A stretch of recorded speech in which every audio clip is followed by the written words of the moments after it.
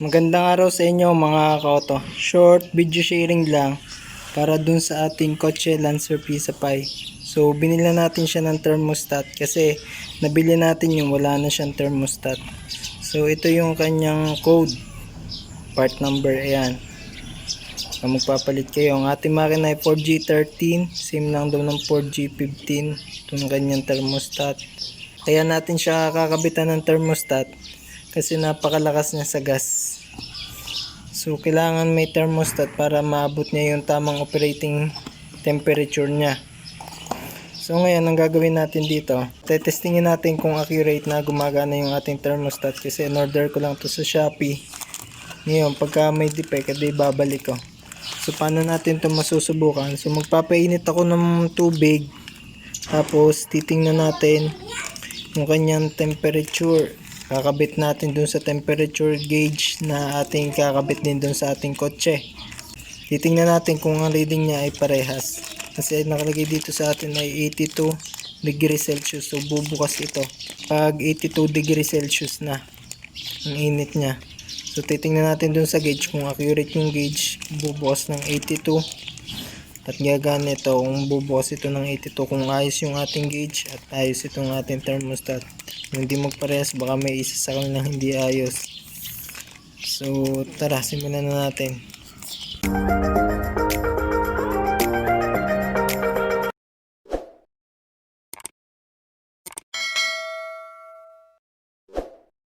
Ito mga kaoto yung sinasabi nating ating gauge. Yan, kakabitan natin. So na-set up na natin siya. Nilagyan natin ng fuse para safe. Hanggang connection. So ito yung ating sensor. Ilulubog natin yung ating sensor at thermostat sa mainit na tubig. Nilagay ko siya dito sa tabo. Tapos ito, magpapainit na lang ako ng tubig. So check natin yung kung ano niya, dapat may negative dito. So ikabit natin yung ating test light sa positive. Ito. Ayos ang connection niya. Natin pati ilaw, yan, may ilaw. Ito dapat umilaw yung ilalim, ayan.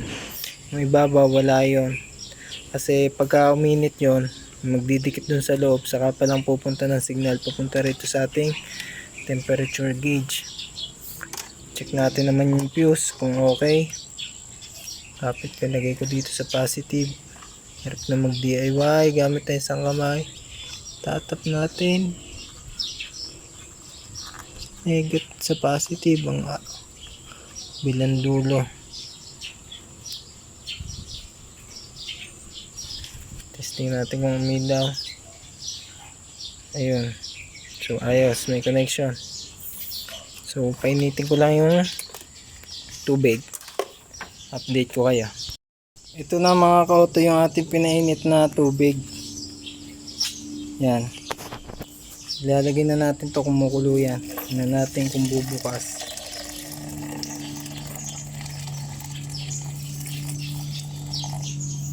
Dapat nakalubog siya. Yan. Taas ko lang ating gauge. Sobrang lubog. Kakapit ko to sa positive. Yung nag-reading na 82 degree. Sumabot tayo ng 80, magna 90 na yung init.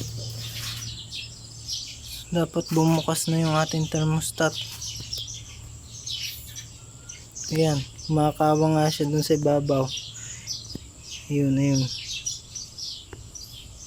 Kumakawang na siya mga kaoto.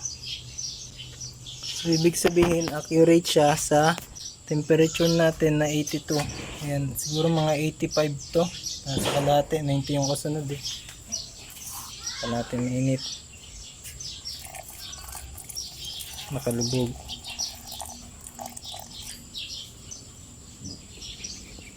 So ibig sabihin, gumagana yung ating temperature gauge working at saka yung ating thermostat.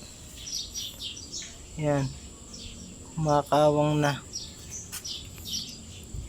Tapos ngayon mga kaoto, testingin natin yung tingnan natin. Yan. Tingnan natin kung magsasara siya. Yun, nagsara. Testing ulit natin, ilubog kung bubukas ulit. Pero yung ating init wala nang 82. Nalamig na eh.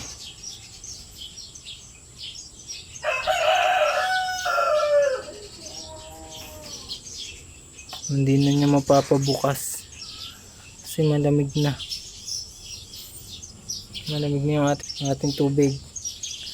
So okay to. Kasi bumukas siya nung kanina nung lampas ng 82. Ng 83. So nabukas siya sa 82 degree. So working naman siguro nga ito. So hindi na talaga mapabukas. Kahit itubig natin. Mababa na yung ating temperature. So ibig sabihin, working yung ating nabiling temperature gauge at saka itong ating thermostat. So yan. So ikakabit natin siya dito sa ating kotse Lancer Pisapay. Kaya naman natin siya kakabitan ng temperature gauge kasi yung ating gauge daw, ito, yung stock natin gauge, sabi ni Jeep Doctor at base dun sa ating carry research din, lagi lang siyang nasa half. So hindi siya accurate. Kahit mainit na, nasa half lang siya. Tapos bigla na lang siya sisipa pataas pagka lampas na dun sa 100. Basta lampas na dun sa kanyang operating temperature, bigla na lang siyang tataas. So hindi na natin mapipigilan, hindi natin malalaman na nag-overheat na. Unlike dun sa ating ikakabit na temperature gauge, mababantayan natin, mas accurate, makikita natin yung unti-unti niyang pagtaas. Yan, so working. Tingnan natin kung anong init na nito. Lumamig na eh. Nasa 60 na lang. So ayos yung ating temperature gauge at saka yung ating thermostat. So next video naman, kakabit natin siya dito sa ating Mitsubishi Lancer Pisapay. So kung nagustuhan nyo itong video to, at bago pa lang kayo sa ating channel, mag-subscribe na po kayo para updated kayo sa mga susunod ko pa ibabahagi mga video sharing, DIY, mga tipid tips tungkol sa ating mga auto. Ayun. Kita-kits sa sunod na video.